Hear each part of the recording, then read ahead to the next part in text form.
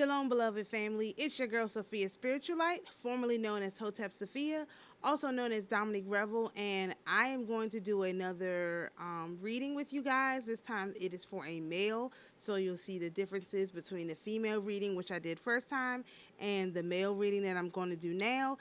This is a volunteer, but it is somebody I'm very familiar with, did a lot of work with, so I'm really, really excited to bring this to you guys. So first and foremost, all praise and all glory and all honor go to the Most High, to the God of Abraham, Isaac, and Jacob. We are grateful for another day to labor in your vineyard. We ask permission to speak with the angels for just a few moments to go over this reading and get some clarification, understanding on things some of us, not myself, but some other people whose this chart is about, did not know. And we are eternally grateful for everything that you do for us. To the Holy Spirit, we thank you for always being with us. We thank you for walking with us. And we thank you for guiding us along the way. Acknowledgement to our elder, wiser brother, Yahweh Shai.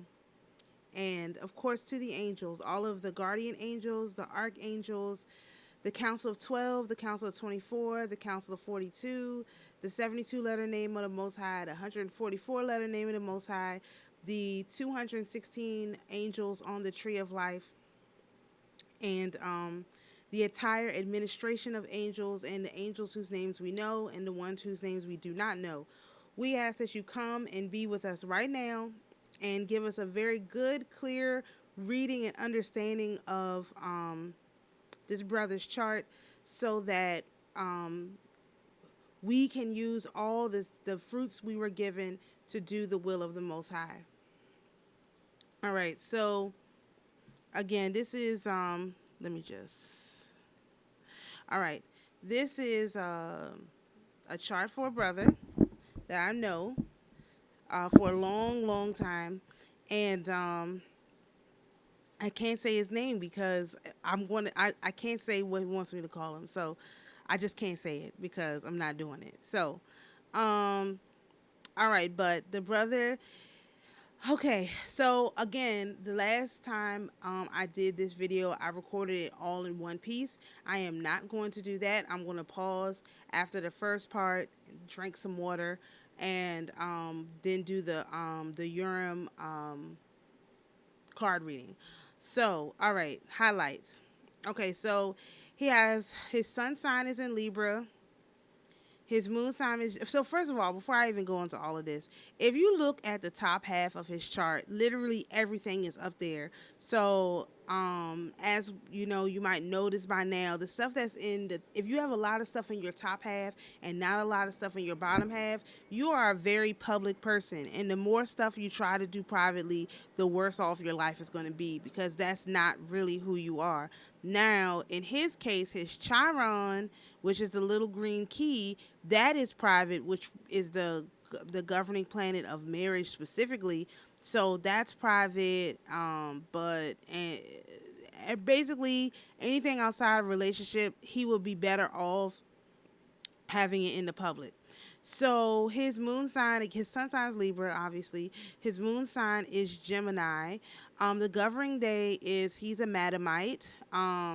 And his primary houses are 1, 2, 4, 5, 7, 10, 11, and 12. He's got like something in almost every house. I would say that's a little unusual. Not really though, but but the concentration is in the fourth quadrant. Even though he's got stuff in a bunch of different places, it's heavily concentrated in the fourth quadrant, which is I spend time with others quadrant. Okay. So his guardian angel is Hahael and Harael. I don't have his third guardian angel because he didn't have the exact time of his birth. So there's other ways of figuring that out, but I just for sake of getting this out here, I wanted to just go ahead without that. So the theme for his reading is glory, honor, and power of the kings from the ancestors. And you'll see what that means in a minute. So believe me, all of this stuff I've told him. So, unfortunately for the public, he's a Madamite, which we have already gone over.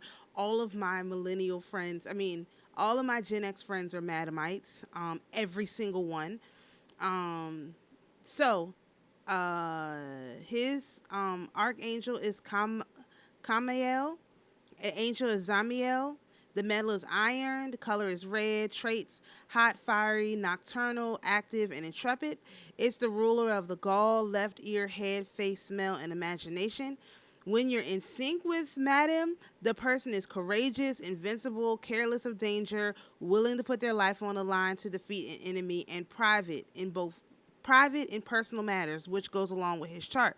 But when you're out of sync with Madam, the person is the person constantly starts fights, is prone to committing murder.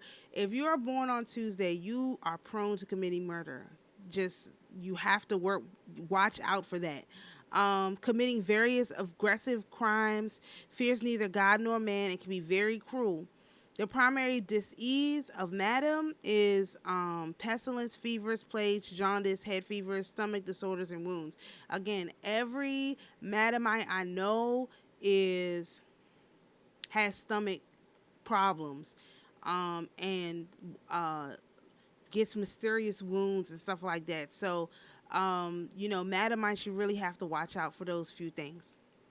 All right, so his ascendant is a Sagittarius, and he does come off like a Sagittarius. So I would say this is pretty accurate. Again, the ascendant is the zodiac that was on the horizon as you were born. And if you were born within 2 hours of sunrise, the ascendant and the sun sign should match. I'm going to have to change that to should, because it does not always. This governs the physical and external style. This is the first impression you give to people. So his is Sagittarius, which is a fiery sign in the house and joy of Jupiter. And remember, that means something. The house of something, the joy of something, that's a physical location. He has a strong body, intrepid, and careless of dangers. The Sagittarius ascendant disease is typically sciatica, back problems, high blood pressure, and emotional dis-ease. All right, so his moon sign, which you can see is in his seventh house, is a Gemini. And again, I mention this because the diseases of the moon are bowel diseases, colds, lethargy, and lunacy.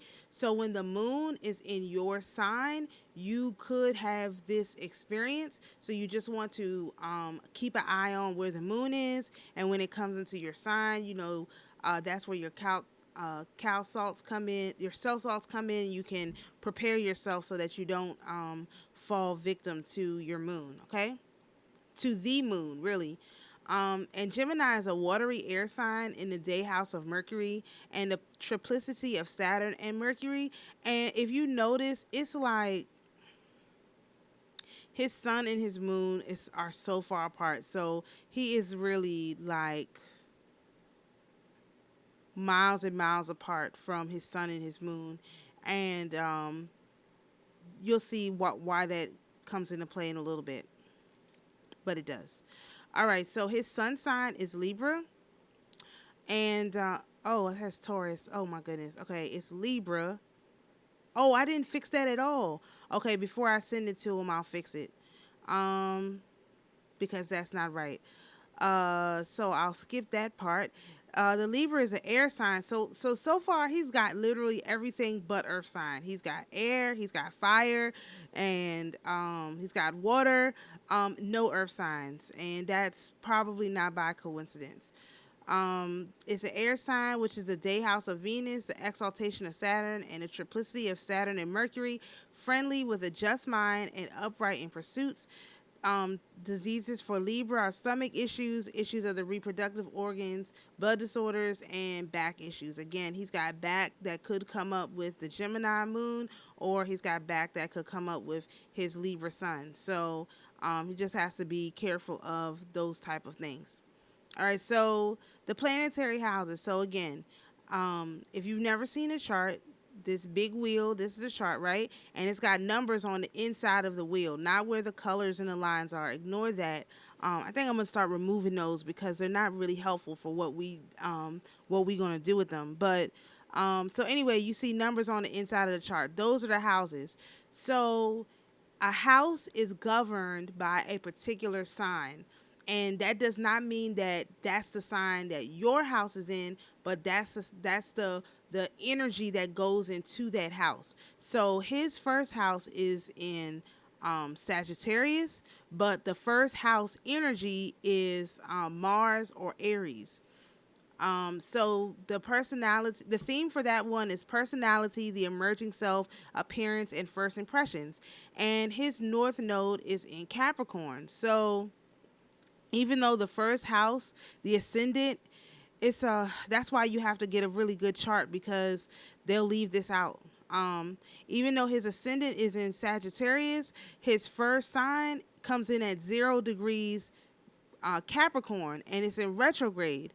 So that's means that there's a delay on that. And when you have something in retrograde, it's like an automatic delay. It's almost as bad as like having Saturn in that place.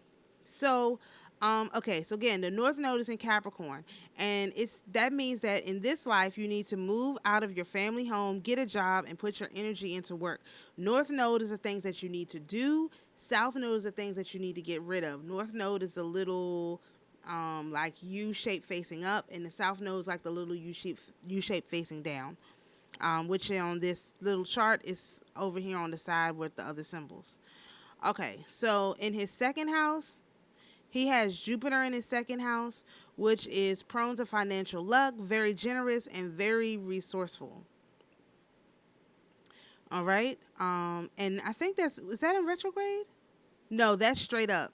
So, this man is a very, very, very lucky man. Lots of good things happen to him, and he can't really explain it. And that would be it.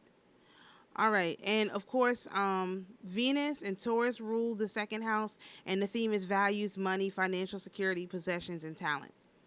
All right. So for his fourth house, he doesn't have anything in the third house, and we'll talk about that later. But in his fourth house, the fourth house is controlled by the moon and Cancer. And the theme for the fourth house is the kitchen, home, roots of the psyche, childhood, and inner parent. And he has his Chiron in Aries, which, remember, Chiron, I said, rules marriage specifically, but his Chiron is also in retrograde. So the person may feel like they have no direction in their life due to lack of understanding themselves as an individual. And when you have this in retrograde, it's kind of like double. You constantly, you move forward, you move back, you move forward, you move back.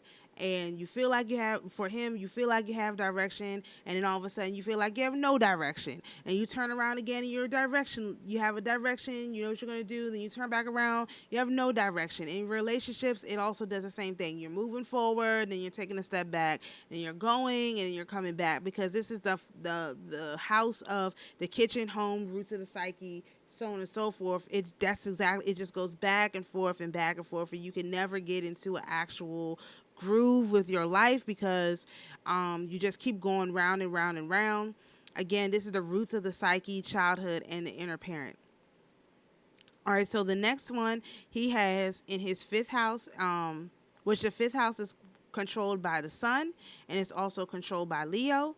The theme for the fifth house is children, pleasure, creative self-expression, and romance. And in his fifth house, he has Mars, which is aggression, and he's a Madamite too. So his thing is work hard, play hard, and never give up. That's the theme, except his is in retrograde. Let me see, which way is easier? His is in retrograde, right? So because it's in retrograde and it's in Taurus, it's like a fight. Like, he never gives up, but it's always a fight in the process. It's never, oh, I'm not going to give up, but I am going to give up, but I'm not going to give up. But no, I'm going to do it. No, I don't think so. Maybe I'll get to it. I don't know. That's the kind of thing that it shows up with this kind of placement. Not just Mars in the fifth house, but literally like he's a Madamite. Like, that's his planet. So it shows up more often in daily life, like move forward, move back, move forward, move back. just in everyday life, because the theme is, again, children, pleasure, creative self-expression, and romance, especially in relationships. All right, so his seventh house has a bunch of stuff, and I'll note that at the bottom of the slide, but let's start with the top. The seventh house is controlled by Venus or Libra, and the theme is one-to-one relationships, partnerships, marriage, and open enemies. He has his moon in his seventh house, and that means he has an expert skill at attracting and negotiating with people. So it's easy to float from one relationship to the next. They need to be in a relationship with people to feel comfortable in their own lives, which is definitely a thing that I notice about him. He has his South Node in Gemini, which somehow did not make it on the screen. Hold on. I have no idea. I double checked this, but the weather, the space energy is really bad today. And I see what that does to me. South Node in Gemini.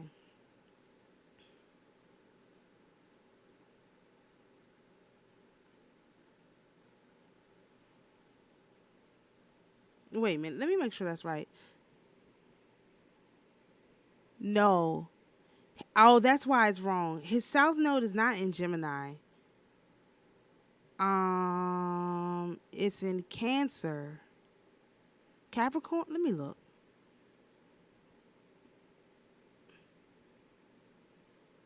Okay. His South Node is in Cancer. That's why I got it wrong. It's not Gemini, it's Cancer. It's right on the edge because it's at 0, 0. Oh, that makes a lot of problems.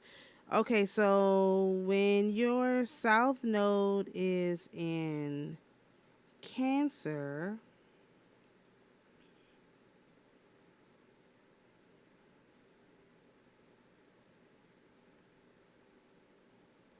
South Node in Cancer.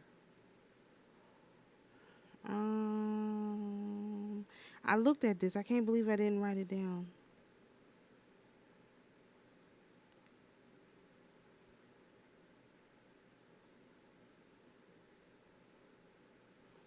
This is a very unusual placement, which is why it's extremely difficult to find.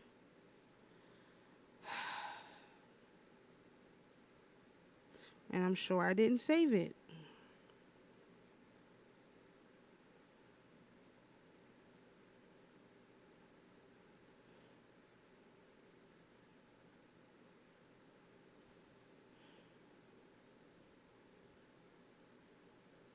Let's see. This is South Node in Cancer.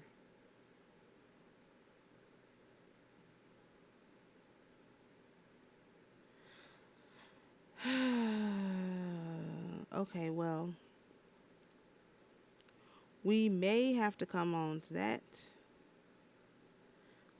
to that, because there is literally, I'm going to have to look in a book.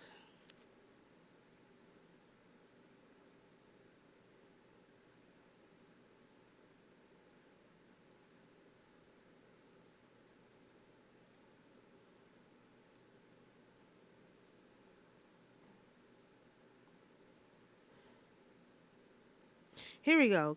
South Node in Cancer. In your past, you did something home related. Someone who cared and nurtured their family and closest ones. The mission you have is to mature even more in this lifetime, to become an authority figure, a wise human being, not have adolescent behavior, which you will be able to do. You have it in you. So that's why it was so important for me to find that. You have to. He needs to work on developing more of his authority, and it's funny because you'll see in some of the other placements that he has is that he actually has a huge problem with authority. Huge problem with authority. So that's probably why he's here in this lifetime, to develop that. All right, so let's talk about Saturn in the seventh house.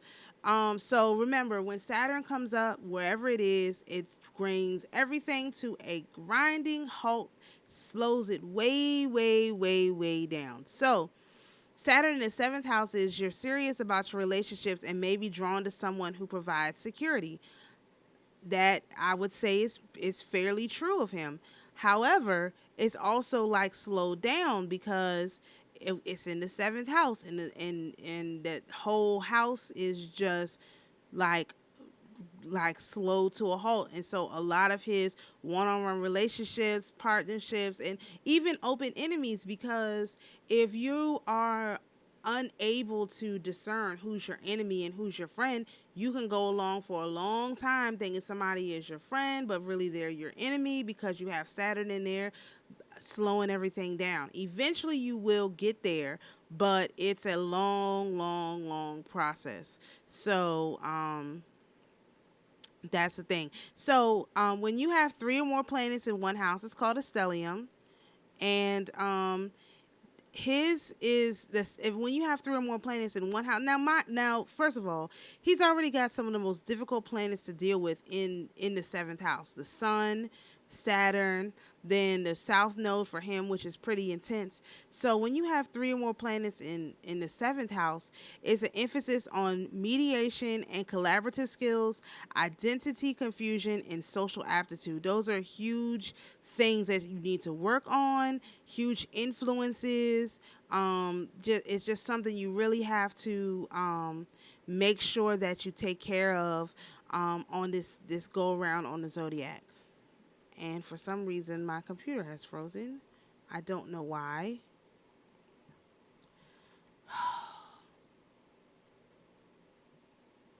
We're almost done. Let me see.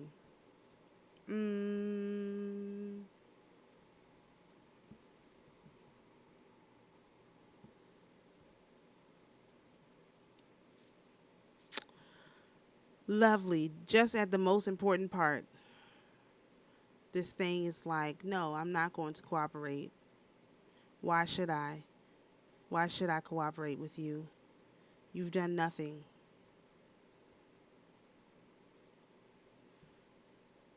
That's because it's important. Of course, this couldn't happen when I was actually like, there we go. All right, all right. We came back. Thank you. All praises to the Most High. So, 10th house. So remember, everybody will have something in their 10th house because your midheaven is in your 10th. So you're always going to start with that. Your midheaven is your fatherly influence.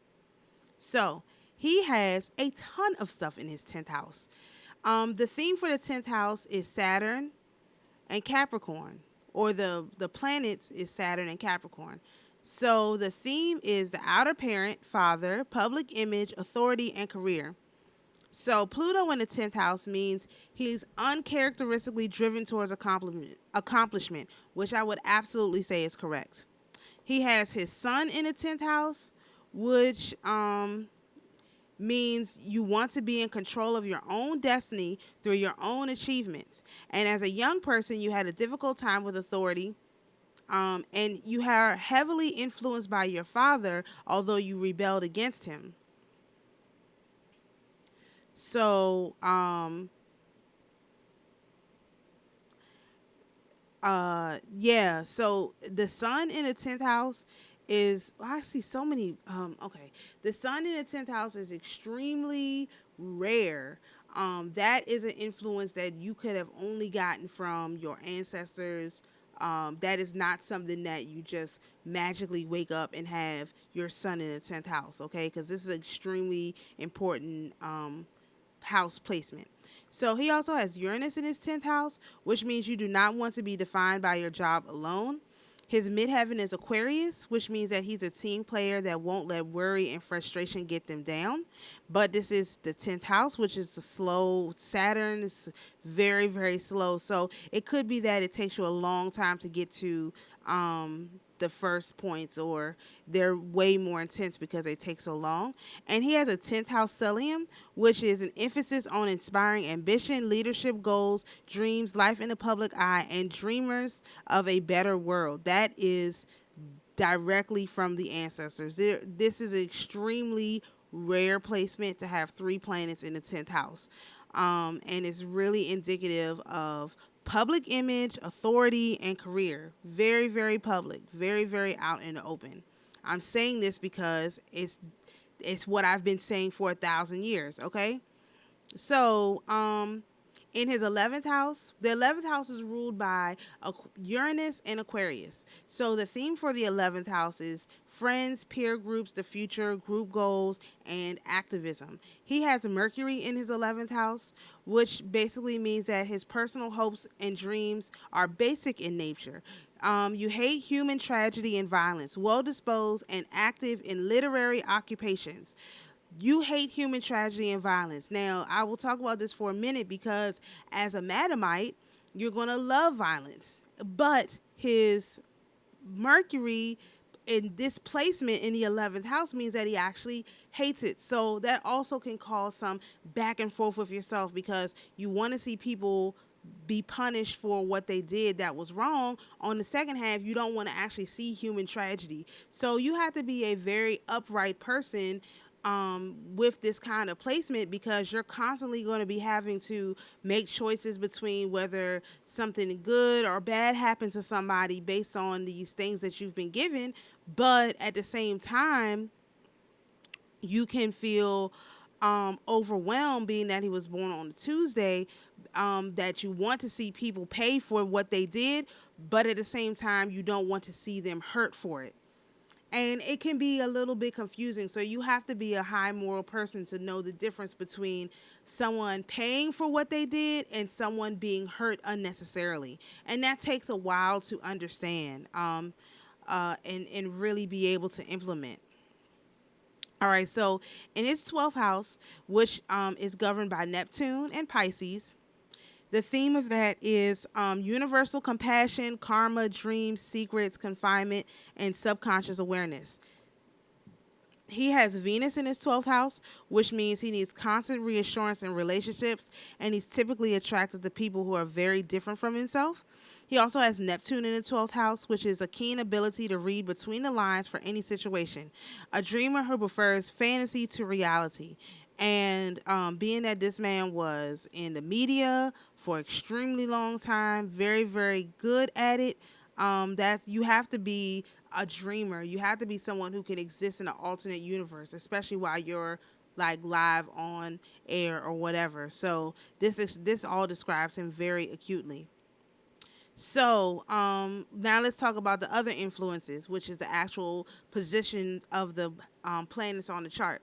So on the northern hemisphere, which is out houses 7 through 12, that would indicate if you have a lot of planets on the northern hemisphere, that would indicate that you are an extrovert. And he has the majority of his planets on the northern hemisphere. So when he doesn't talk to people and he turns into a recluse, it is actually not good for him. It is very, very bad for him, and it will cause him to get sick, which it has. Okay? In the southern hemisphere, which is houses 1 through 6, that means if you have more planets there, that means you're more private in nature and your inner world. So he does have a few things in his lower half, and so what he would be private about is, like I said, relationships, and fortune, being fortunate, having stuff. He'd be very quiet about that. And whatever he's working on himself personally. So the Eastern Hemisphere, which is houses 10 through 12, 10, 11, 12, and then 1 through 3, that's the Eastern Hemisphere. That indicates that if you're a highly motivated person. And he is a highly motivated person. The placement, everything, almost everything in his chart is on the first half of the chart. Just about everything. It's only a few things, the slow half, which is the Western Hemisphere, houses 4 through 9, need a push to action, which he does need a push to action, but it's slowed down because also Saturn is in the Western Hemisphere, so sometimes he needs 2 pushes or 3 pushes or a kick to the butt. Sometimes I have had to do that, so this is very familiar to me. All right. All right, let me not be so mean. So the first quadrant, when you have planets in houses 1 through 3, that means I spend time with self. As you can see, he has almost nothing in his first quadrant, just his Neptune, which is in a very fortunate place. So money, he would spend time to himself with that. In the second quadrant, he has the theme is I spend time with family, kids, and work. As you can see, also this second quadrant is pretty empty, just his Chiron and Mars. And so really, family and stuff is not super, it's important, but it's not like, everything in his whole life surrounds around family. It's not really like that for him. So in your third quadrant, that means I spend time with others and partners. And again, this is not really a heavy quadrant for that. I mean, he's got the three things in there: Saturn and Moon and North Node, South Node. But Saturn is going to slow it down. So even if he wanted to spend time with others and partners, it's kind of like not that important to him. Now, the fourth quadrant is I spend time in my public world. That should be all he does. That should be the primary focus. Everything in his world should surround around being out in public amongst the people. He has 6 planets in the fourth quadrant. That is spectacular. Really spectacular. And if you have placements like this, you should just automatically be out in the front talking to people, not even really caring about anything else. Just the more time you spend out in front of people, the more fulfilled you'll feel in your life and the less sick you are likely to get. So definitely the top recommendation to him is to get off of his hind parts and get back out into the public life. That's my top recommendation. I mean, I've got other ones, cell salts coming up, but right here, cell salts. So while he's working on getting himself back in order, he might be interested in the cell salt Nat Phos. That's for Libra, because he has Libra in his sun and Pluto, which intensifies everything. He's got Aquarius. That's at the why did I say Aquarius? For Aquarius, you take Nat Myrrh. I said Aquarius because he's got Jupiter in his Aquarius, and if you feel a little bit unbalanced with that placement, you would take Nat Myrrh for him. And then Neptune, Pisces, Jupiter, those 3 planet connections is for Phos, and he's got Neptune, he's got a lot of Neptune, Pisces, Jupiter things going on. And so if he feels unbalanced in those areas based on what was listed earlier, he could or he should think about taking that fair Phos. So now on to my favorite part, which is discussion of the angels. So his personal guardian angel is Hahael, and the governing archangel is Michael. It resides in Tipperith, which is the middle pillar, beauty, and the specificity is Hokmah, which is, I think, from here to here, I think. And it means God, the shepherd of souls, and the traits of someone with Hahael or Hahael's traits, Hahael's traits, is faithful servant, gives unconditionally, missionary, spiritual witches, non-attachment to worldly things, wards off enemies spiritually, and nobility of soul, which we saw in his chart. I mean, like I said, the sun placement is literally a gift from the ancestors from beyond. He could not have given himself that placement. Plus, he's got the super intensity of that with the Pluto being right there. And then, the non-attachment that comes up in the 12th house, and wards off enemies that kind of comes up with the 7th house placement. And maybe that's one thing he probably needs to improve upon, is warding off the enemies because of the 7th house placement being slowed down by that daggone Saturn. He just has to be very, very careful that he's not mistaking an enemy for a friend. And nobility of soul. Okay, that goes back to the top one. So the time for Hahael is 1:20 p.m. to 1:39 p.m. And Hahael is you read it from the little table this way. And this is the sign, this is the sigil, this is the seal, everything for Hahel. All right, so the next one is Harael. And that's funny because he does have Capricorn as his south node.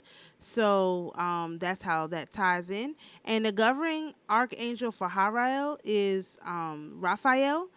And Harael resides in Had is with a specificity of Hesed. And it means the God who knows all things. And the traits are intellectual abundance, well-balanced intelligence, likes learning, writing, journalism, publishing, and printing. Literally, his guardian angel is also a supporter of that. And literally, it came up in his chart. Writing, journalism, publishing. Okay? The time for Harael is 7:20 p.m. to 7:39 p.m. So we're going to take a brief break, and I'll come back and do the reading. I need to give myself a drink of water, and we'll be right back. Shalom, everyone.